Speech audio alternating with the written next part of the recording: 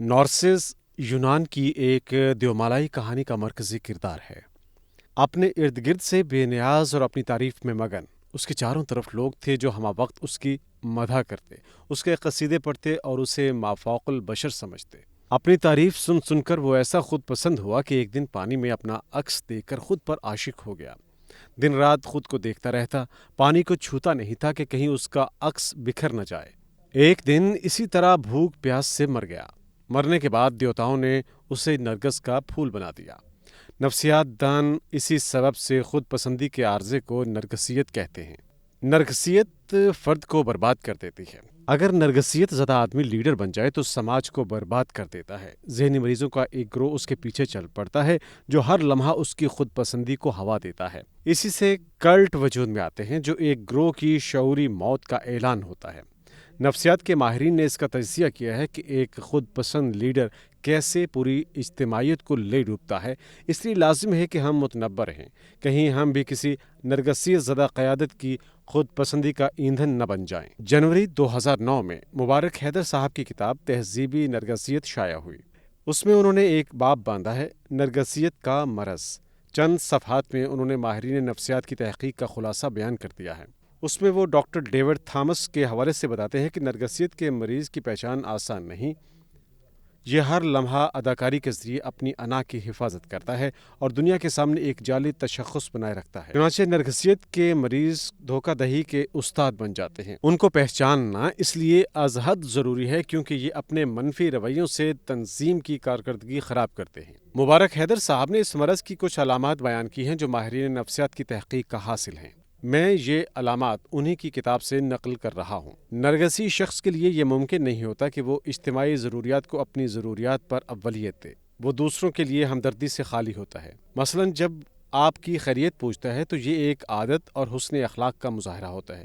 اسے حقیقت میں آپ کی خیریت سے کوئی دلچسپی نہیں ہوتی۔ جب نرگسی شخص کی انا کو خطرہ پیدا ہو جائے تو وہ صحت مند آدمی سے زیادہ جذباتی رد عمل کا مظاہرہ کرتا ہے۔ جب کسی تقابلی جائزے کے نتیجے میں وہ دوسروں سے کم تر نظر آئے تو عام آدمی سے کہیں زیادہ غم و غصہ اور جارحیت کا مظاہرہ کرتا ہے۔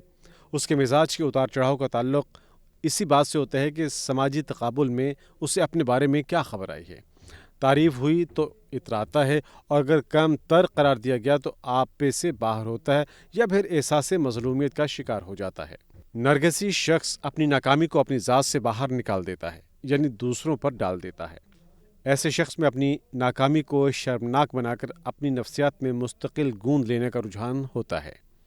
لہٰذا وہ اپنی ناکامی کو ہر صورت میں اپنے اوپر سے ہٹا کر کسی اور پر ڈالنا ضروری سمجھتا ہے۔ البتہ جب کسی نرگسی شخص کی نظر میں اپنا مقام بہت ہی بلند ہو اور اسے اپنا مقام پست ہونے کا خطرہ نہ ہو تو ایسا ہو سکتا ہے کہ وہ اپنی ناکامی کی ذمہ داری قبول کر لے۔ تاہم اس میں اپنی اعلیٰ ظرفی کی دھاک بٹھانے کا جذبہ موجود ہوتا ہے اور وہ اپنی کوتاہی قبول کرنے سے پہلے اس بات کی تسلی کر لیتا ہے کہ اس کا ثمر اسے تعریف و توصیف کی صورت میں ملے گا۔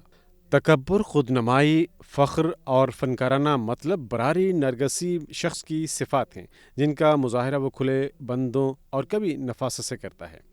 وہ تعریف و تحسین کا بھوکا ہوتا ہے۔ نرگسی طیش دوسروں کی کردار کشی اور اپنی نمائشی نرگسی شخصیت کے طرز عمل کے ظاہری حصے ہیں۔ ندامت اور تشکر سے انکار نرگسی شخصیت کا وہ نفیس ہتھکنڈہ ہے جس سے وہ اپنی فضیلت اور عظمت کا تحفظ کرتا ہے۔ یعنی اگر اپنی کوتاہی پر نادم ہو یا دوسروں کی نوازشات کا شکر گزار ہو تو اسے اپنی عظمت جاتی ہوئی محسوس ہوتی ہے۔ مبارک حیدر صاحب ڈاکٹر ڈیوڈ تھامس کی P H D profile site سے نرگسی شخصیت کے کچھ اور اوصاف بھی ڈھونڈ کر لائے ہیں۔ دوسرے کے مسائل و جذبات سے لا تعلقی کے نتیجے میں انہیں دوسروں کی بات کاٹنے اور اپنی سنانے کی جلدی ہوتی ہے۔ یہ کبھی دوسرے کی بات سمجھنے کے لیے نہیں سنتے بلکہ اس لیے سنتے ہیں کہ اس کے جواب میں انہیں کیا کہنا ہے۔